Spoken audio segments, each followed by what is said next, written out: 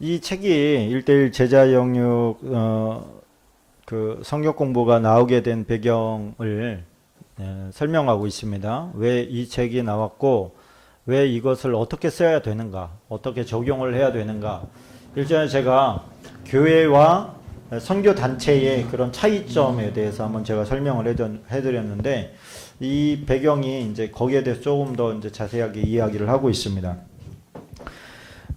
선교 단체의 사역, 1960년대부터 대학생 선교 단체들이 주로 대학 캠퍼스를 중심으로 사역을 시작하였습니다. 이들 선교 단체들은 기존 교회의 전통적인 사역과는 다른 사역에 힘을 기울이면서 한국 교회의 새로운 바람을 일으켰습니다. 이들의 사역의 특징은 다음과 같습니다. 첫 번째, 개인 전도를 강조하며 이를 위한 전도 훈련 과정이 있습니다. 사역리, 다리예와 전도 성경 공부, 기존 신자들이나 전도를 받은 사람들에게 구원의 확신 문제를 강조합니다. 결신한 사람들의 양육에 관심을 가지며 이를 위한 여러 가지 제자 훈련 프로그램이 있습니다. 이 프로그램들 중에 하나가 1대1 양육입니다. 기존 교회 교인들이 설교를 듣고 성경을 읽는 데만 익숙해져 있는데 비해 이들은 성경 공부, 개인 소그룹과 암송을 강조하며 또한 quiet time, 경건의 시간을, 명상의 시간을 통한 말씀의 묵상을 중요시합니다. 1960년대를 우리나라를 생각을 해보세요. 1960년대. 이 성결교는 1907년에 만들어졌거든요. 1907년이면 어떤 일이 벌어졌었냐면 평양에 대부흥이 일어났습니다. 평양에 대부흥이 일어나서 그 평양의 대부흥은 어떻게 일어났느냐? 회개를 통해서 일어났습니다. 선교사님들이 회개를 하면서 선교사님들은 미국이나 영국이나 이런 선진국가에서 우리나라로 선교를 왔는데 선교를 와보니까 우리나라 실정이 어떻습니까? 깜깜한 거예요. 정말 영적으로 보면 너무 깜깜한 거예요. 답이 안 나와요. 비전이 안 보이는 거예요. 선교사님들이 와서. 그 언더우드 선교사 글로 제가 기억을 하는데 주님, 우리는 부활절 아침에 이곳에 왔습니다. 그러면서 이 절망의 땅, 희망이 보이지 않습니다. 그러나 주님이 이들의 빛이 되어 주십시오. 이런 내용이죠. 그 사람들이 왜 우리나라에 이렇게 오게 됐느냐? 그 1900년 1월 1일 날 미국에서 성령의 불이 임하기 시작했어요. 그 조그만 신학교에서 축제를 냈어요. 왜 성령이 임했을 때 어떤 상황이 벌어졌느냐, 이게 이제 숙제인 거예요. 그래서 이제 그룹으로 숙제를 하다 보니까 성령이 임했더니 많은 역사들이 일어났는데 그 중에서 방언이라는 걸 했다. 여러분, 이 방언이 1900년대부터 다시 시작된 거예요. 그 전에는 사라졌었어요. 방언이. 우리가 이렇게 열심히 하는 방언이. 그런데 그때 이제 그 숙제로 말미암아서 연구를 하다 보니까 성령이 임하면 다 방언을 했는데 왜 우리는 안 나타나냐? 요즘에는 없냐? 우리 한번 방언 달라고 한번 기도해 보자. 그리고서 모여서 함께 기도했는데 그 기도했던 그곳에 성령의 불이 임한 거예요. 그래서 사람들이 막 다 뒤집어지고 난리가 났어요. 그래서 그것이 막 얼마나 확산됐는지 불이 산불이 나듯이 그냥 쫙 번져나간 거예요. 그러면서 미국에 대각성 운동이 일어나고 그 대각성 운동으로 말미암아서 선교사들을 파송하기 시작했고 그 파송된 선교사들이 이제는 각국으로 가다가 우리나라에도 온 거죠. 우리나라에도 왔는데 선교가 안 됐어요. 우리나라는. 진짜 선교가 안 되는 나라였어요. 그런데 그 평양의 대부흥이 일어나면서 막 우리 이제 성결교회는 복음 전도관으로 시작을 했거든요. 다른 교단은 장로교에서 파송해서 장로교 교단을 붙이고, 뭐 침례교는 침례교 교단을 붙이고 이렇게 했는데 성결교는 교단 같은 게 없었어요. 초교파로 그냥 전도하고 싶은 사람들이 모인 겁니다. 모여서 복음 전도관이라고 이름을 붙였어요. 거기서 이제 모여가지고 전도를 하는데 전도가 정말 막 불일 듯 일어난 거죠. 사람들이 변하고 회심하고 성경이 임하고 막 이렇게 하다 보니까 그 전도관에서 2명의 이제 신학도를 배출해서 그들로 하여금 정빈, 김상준이라는 사람을 통해서 이제 성결교회가 시작이 되게 됩니다. 그때는 복음 전도관 그 이제 초대 성결교 역사를 보니까 뭐였냐면은 그 여러분들 그 뮤지컬 아가씨와 건달들 보셨나요? 아가씨와 건달들. 거기에 보면은 거기 그 구세군에서 뭐 하죠? 전도하는데 어떻게 합니까? 기억나나요? 북치면서 둥둥둥도 하면서 막 십자가 군병들아 이런 거 부르면서 그 전도를 한 거예요. 술집 앞에 막 가가지고 전도하고 이런 식으로. 이 복음전도관에서 그렇게 전도를 한 겁니다. 전도해서 그 사람들이 교회에 와서 회심하는 역사들이 막 일어났죠. 회심하는 역사들이 막 일어났는데 그들에게 있어서 들어가지 않은, 그러니까 그들이 회심은 일어나요. 회개는 일어나요. 회개 일어나고 다른 삶을 살고 싶어서 교회 중심의 삶을 살았습니다. 그때부터 이 교회 중심이라고 하는 게 이제 크게 자리매김되는 거예요. 교회 중심이라는 걸 다시 다른 말로 하면 예배 중심이라는 뜻이에요. 예배 중심. 와서 툭 하면 예배하는 거예요. 예배가 1시간 만에 끝나나요? 막 2시간, 3시간 하는 거죠. 한 번 하면.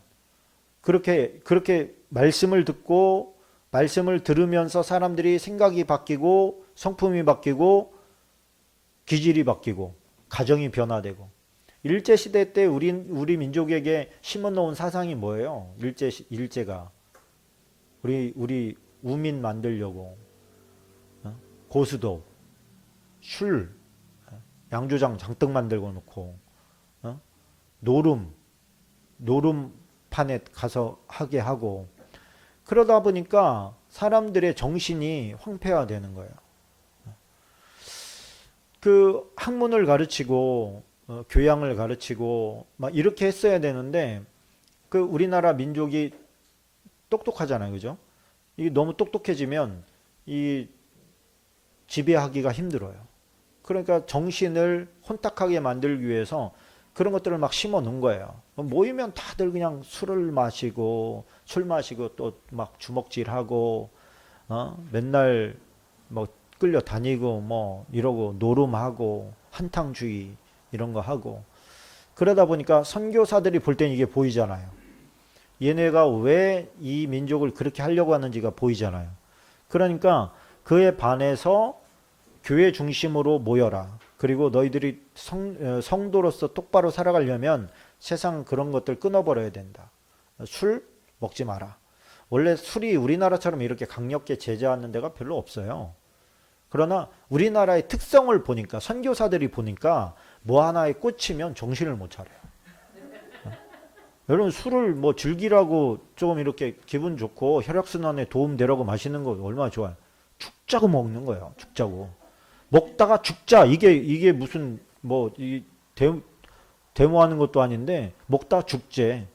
이게 민족성이라는 거예요. 그러니까 이 민족은 적당이라는 걸 모르는구나. 하면 하고 안 하면 안 하고 둘 중에 하나만 해야 되는 민족이네. 이거를 우리가 깨달은 게 아니라 선교사들이 깨달은 거예요.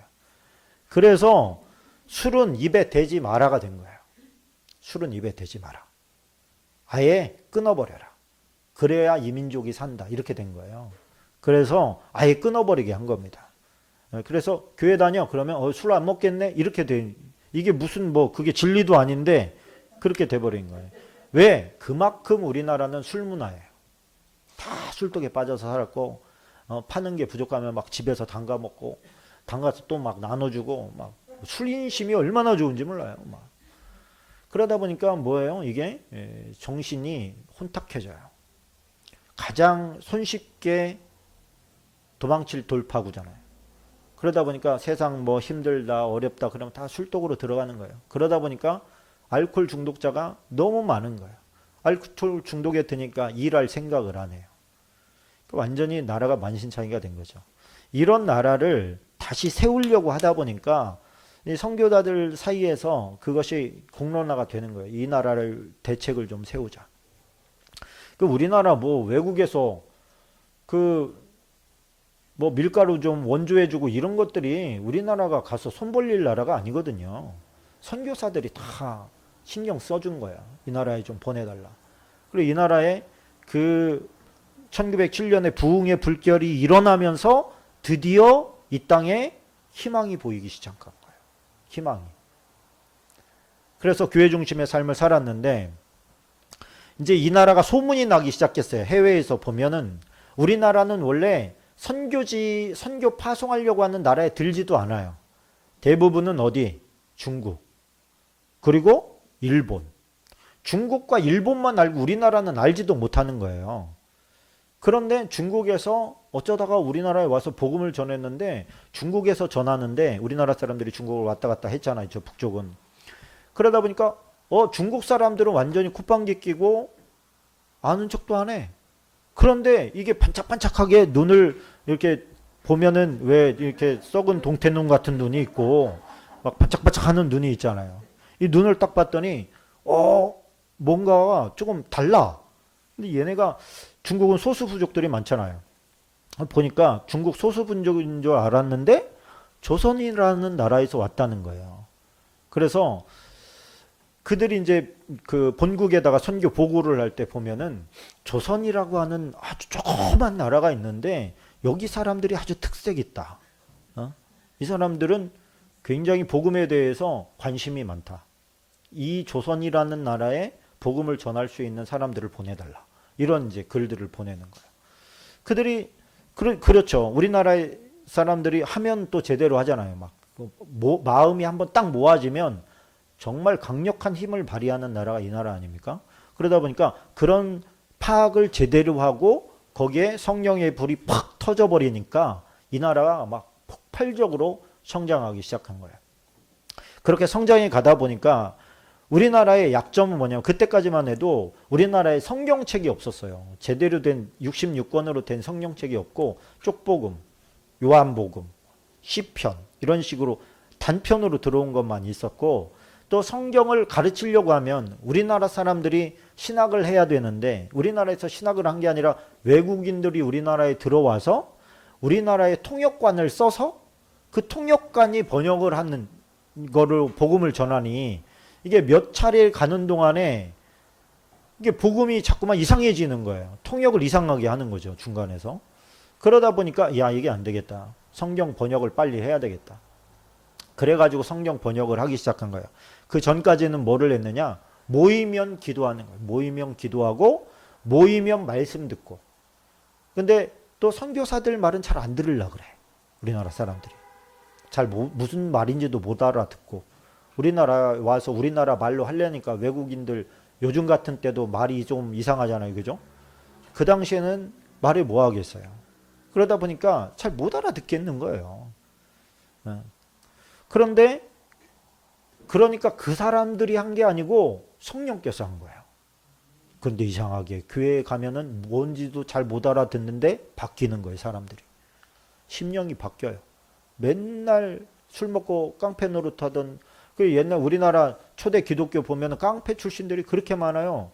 근데 그 사람들이 원래 깡패라는 게 아니라 술 먹으면 다 깡패가 돼. 근데 워낙에 다 술 먹던 사람들이라서 그냥 맨날 주먹질하고 다녔던 거예요. 대부분의 사람들이. 그러다가 주님 만나서 회심하니까 스토리가 많죠. 나 맨날 술 먹고 시장 바닥에서 깡패 노릇했어. 그러면 거기 뭐 대부분의 사람들이 다 그러고 살았는데 뭐 내 얘기인데 저거? 이렇게 듣는 거예요. 다 자기 얘기처럼 듣는 거예요. 그게 오히려 복음 확산의 도화선이 또 되는 거예요.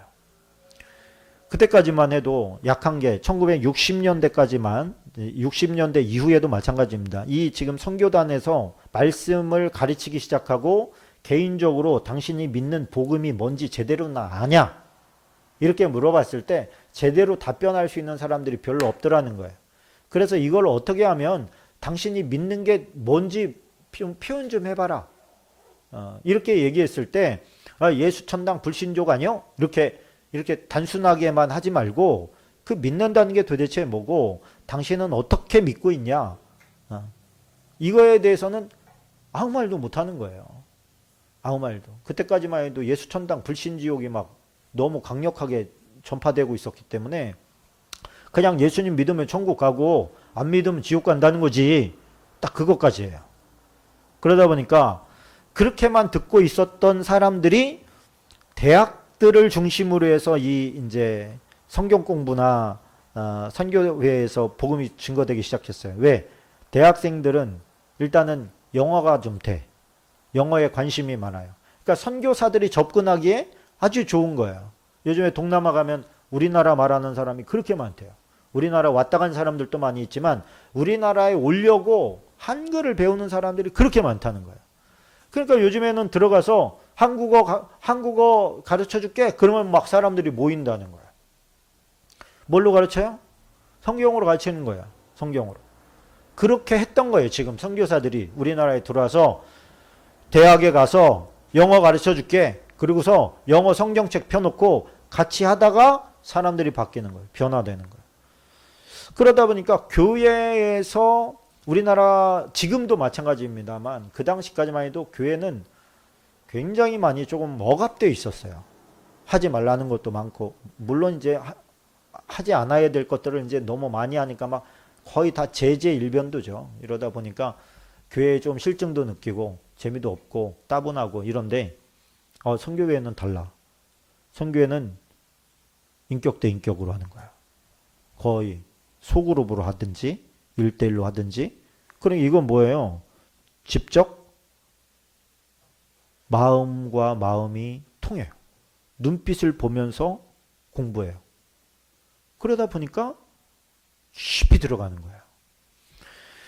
그래서 반작용으로 선교단체의 사역의 문제점이 드러나게 됩니다. 뭐냐? 이들 선교단체들은 한국교회에 새로운 바람을 일으키는 데 큰 공헌을 했습니다. 그러나 이들은 문제를 일으키기도 했습니다. 그래서 이 단체들과 기존 기업교회는 묘한 갈등을 가지게 됐습니다. 그렇게 된 이유는 이들 사역에 몇 가지 문제점이 있기 때문입니다. 개인 전도를 강조한 것은 바람직하나 전도의 열매가 교회에 소속되지 않은 경향이 있고 전해지는 복음에 기독교적인 세계관이 결여되어 있습니다. 제가 지금 와서 이렇게 보면은 선교회와 교회가 어차피 같은 곳이거든요. 복음을 전하고 예배하고 하나님의 사람 만드는 곳이라고 하는 공통점을 가지고 있는데 그때까지만 해도 목회자들도 제대로 대학 교육을 받고 목회자가 된 경우는 별로 없고 그 당시에는 거의 신학교지 신학교. 신학교는 그야말로 요즘에는 말도 안 되지만 너무 열악하게 신학이라는 걸 가르쳐 놨는데 부족한 거죠. 턱없이 부족한 거예요. 그러다 보니까 그 인격의 어떤 수양 정도나 말씀에 대한 지식이나 또 세상 지식과 말씀과 접목시키는 거나 이런 거에 있어서 턱없이 부족하죠. 대학 교수들에 비하겠습니까? 그러다가 대학에 와서 이런 정말 교회는 어땠어요? 그전까지만 해도 다 명령체계예요. 어디 목사님한테 막 똑바로 눈을 들 수가 있어요. 뭐 그냥 진짜 목사님은 어떤 무서운 존재이면서 가까이 하기엔 너무 먼 당신이죠. 그런데 이 선교사들은 어때요? 너무 프리한 거예요. 뭐 그냥 친구 같아. 그런데 심도 있어. 심도가 있단 말이에요. 깊이가 있단 말이에요. 그리고 목사님들은 뭐 이렇게 옛날에 탁 이렇게 차려입고 막 다니고 이렇게 했는데 이 선교사들은 조금 자유롭게 입고 다니잖아요. 그런데 삶이 달라요. 이 대학생들의 눈에 볼 때는 위선적으로 보이고 이쪽이 진짜처럼 보이는 거야. 그러다 보니까 어떻게 되냐면 나는 교회는 안 갈 건데요. 선교사님이 뭐 하면 거기는 할래요. 이런 식으로 자꾸 벌어진 거야.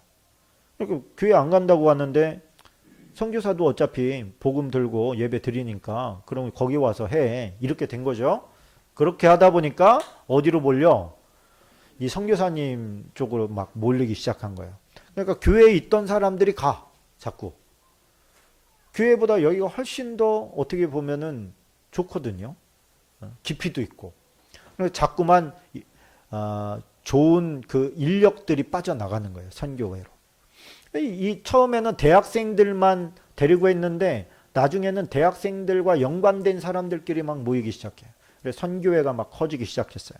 그러니까 교회에서 볼 때는 어때요? 야, 이거 우리 성도들 다 빼가네? 이렇게 되는 거예요. 그래서 그때부터는 대학에 들어가기 전에 세뇌 교육을 시켜요. 선교회 가지 마라. 선교회 가지 마라. 이렇게. 그래서 선교회랑 교회랑 갈등 관계가 조성이 됩니다. 그래서 같은 편끼리 싸운 거죠. 이것이 이제 어떤 80년대 들어서면서 어떤 중재가 되기 시작하는데 양쪽에 있는 장점들을 좀 보자. 그리고 선교회는 당신들이 구원시켜서 당신들은 어차피 떠날 거 아니냐. 기존 교회에 들어가게 해야지. 정착하게 해야지. 이게 이제 조율이 어느 정도 잘 된 겁니다. 그래가지고 선교회의 강력한 파워, 성경 공부를 갖다가 교회에 적용시키기 시작한 거예요. 그때 뭐 베델이라든지 뭐 다른 여러 성경 공부들이 그때 막 나오기 시작합니다. 못해서 안 했던 게 아니라 그런 세계를 잘 모르다가 이제 눈을 뜨게 된 것이죠. 그래서 이렇게 설교는 대중에게 하는 거잖아요, 그죠? 그러면은 앞에서 다른 생각하고 있는 사람을 목회자가 어떻게 알겠어요? 조는 사람이 알겠지, 들고 있으니까. 그런데 눈 뜨고 나를 보면서 다른 생각하고 있잖아요, 지금. 그걸 어떻게 알겠어요? 잘 듣고 있구나, 이렇게 생각을 하지. 그런데 또 설교 시간에 하는 이런 설교들은 주제가 있어서 그 주제에 맞춰가는 경우가 많아서 성경 전체를 살펴볼 수 있는 눈이 안 떠지는 거예요. 죽어도 안 떠지는 거예요, 이게. 아마 여기서 제가 몇 가지 이렇게 물어보면 이 중에서도 신앙생활을 오래 했어도 성경을 전체적으로 볼 수 있는 시각을 가진 사람이 그렇게 많지 않다고 저는 장담합니다. 이제까지 우리가 들었던 설교 방식으로는 성경을 전체적으로 볼 수가 없어요. 근데 하나님은 성경을 전체적으로 보기를 원하실 거 아닙니까? 그러다 보니까 이게 교회 교육이 선교의 교육에 밀리기 시작한 거예요. 그리고 그 디테일하게 정말 시간이 많이 드는 일이에요. 선교에 들어가면 거기는 1대1로 하기 때문에 훨씬 더 시간을 좀 금같이 쓰죠. 훨씬 더 들어가는 게 좋고 파급력이 크고. 근데 이렇게 단체로 놓고 이렇게 하는 것은 사실은 얼마나 남는지 목회자도 확신할 수가 없고 여러분 스스로도 확신할 수 없어요. 지금 여러분들 쓰지도 않고 있거든요. 이렇게 듣고 끝나는 거 얼마나 남겠어요? 진짜로 거의 뭐 다 사라져 버립니다. 근데 그렇게 1대1로 마킹해서 붙어가지고 내가 쓰면서 기록을 하고 그에 대해서 토론하고 결론을 가지고 기도하면 그게 막 새겨지는 거예요. 뼈에 강력해지는 거예요. 그러니까 웬만한 목사님들보다 훨씬 더 나은 그런 부류의 성경 공부 팀들이 막 나오기 시작한 거예요. 이 중에서는 긴장이 되죠. 두 가지예요. 뺏길까 봐도 가지 말라고 그러고 실력이 붙을까 봐도 가지 말라고 그래. 근데 좋은 건 아닙니다. 잘했다고 하는 게 아니에요. 왜 그랬느냐는 거예요. 왜 그랬느냐? 그럴 수밖에 없는 상황이었다는 거죠. 그럴 수밖에 없는 상황이었다. 목회자들이 요즘처럼 이렇게 이렇게 설교 준비하기가 좋고 자료가 많고 이랬던 시대가 아니잖아요. 그러니까 설교 준비 한 편 하려면 10시간 정도를 막 투자를 한단 말이에요. 2, 30분 그거 하겠다고. 그런데 선교회는 이미 다 폼이 짜여져 있는 걸 가지고 들어가니까 뭐 훨씬 더 쉽게 들어가는 것이죠. 자, 두 번째, 구원을 확신하게 된 것은 좋으나 구원의 확신을 하는 방법을 제한시키는 경향이 있습니다. 단체의 색깔에 따라 신앙의 지성적인 면, 의지적인 면, 감성적인 면을 각각 강조합니다. 1대1 양육 등의 제자훈련 프로그램이 교회 공동체와 별 관계가 없이 진행되어 훈련된 제자들이 교회에 적응하는 데 어려움을 겪습니다. 성경 공부와 콰이트 타임이 강조된 상대적으로 설교의 중요성이 약화되고 공중 예배의 의미가 약화되었습니다. 이 예배 대신에 성경 공부로 대신하는 그런 사태가 벌어지게 되더라. 그렇게 된 거죠. 세 번째, 교회 제자훈련 프로그램, 본 프로그램 선교단체 사역의 강점을 교회의 교육에 적용하면서 이들이 가지고 있는 문제점들을 제거함으로 교회 내에서의 바람직한 양육 프로그램을 개발하는 데 그 목적이 있습니다. 첫 번째, 전도. 교회를 찾아오는 사람들에게 한 번에 복음을 전하는 것이 아니라 정규적으로 만나 복음에 대한 사실에 대해 간단히 공부를 합니다. 우선 교회에 대한 관심을 갖게 한 후에 그 관심을 그의 머리 된 예수 그리스도에게로 돌리게 합니다. 그래서 약 4주에 걸쳐 예수 그리스도에 대한 소개한 후 마지막으로 그리스도를 믿는 결단과 함께 지역 소개에 소속되도록 합니다. 두 번째 구원의 확신 같이 읽어보겠습니다.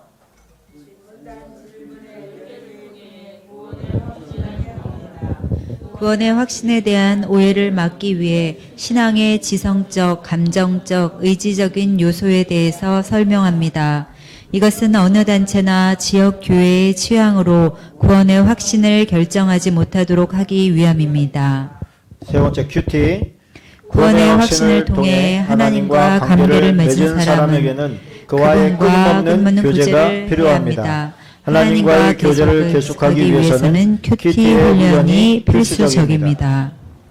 네 번째 1대1 제재 양육. 개개인의 성장에 관심을 쓰면서 이들이 이루는 그리스도의 몸인 교회와의 관계, 그리고 훈련된 제자들이 가져야 할 사회적인 책임을 강조합니다.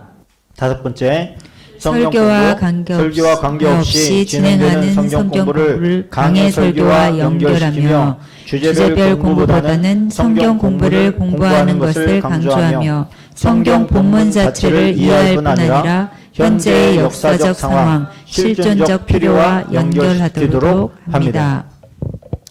이게 1대1 제재 양육이 그러니까 소그룹 성경 공부기 강력하다, 강력하지 않다.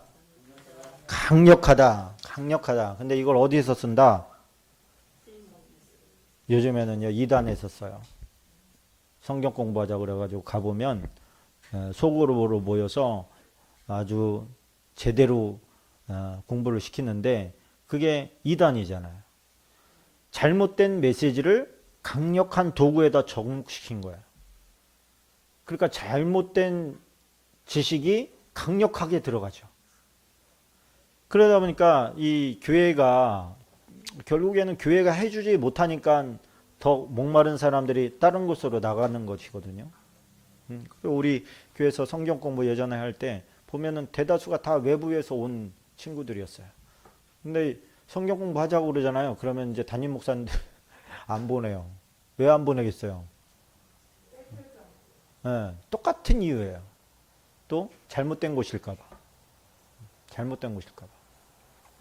꼭 배워오면은 목사님 그거 아니지 않나요? 뭐 이런 얘기하고 그거에 아니지 않나요에 대한 합리적인 해석을 해줘야 되는데 그 정도 실력은 안 되고 그렇죠? 그러다 보니까 우리 목사님은 무식쟁이 자꾸 이런 평가가 내려지는 거예요. 그리고 우리가 다방면으로 배워야 되는데 어느 뭐 신천지에서 그런 거 하잖아요. 그 비유풀이 뭐 이런 걸로 그냥 이게 진짜야. 그리고서 세뇌를 시키잖아요. 거기는 그것이 최고의 수준이라고 생각을 해요. 그 이만희 씨가 푼 그 해석이 세계 최고야. 이렇게 생각을 하는 거예요. 그래서 다른 건 들어볼 필요도 없어. 이게 최고니까 최고만 알면 돼. 그게 사실은 모든 이단들의 특징이에요. 다른 사람들의 그런 이야기를 들으면 자기네 것이 온전하지 않다는 게 드러나는데 듣는 것 자체를 금지시켜 버리니까 자기네 거가 그냥 최고라고 자기 스스로가 생각을 하면서 도취돼서 그렇게 그냥 빠져드는 거예요. 그래서 하나님의 말씀은 사실은 떠먹여 주는 것이 위험한 겁니다. 내가 퍼먹어야 맛있는 거고 내가 막 퍼먹은 것이 진짜가 돼야 되는 거예요.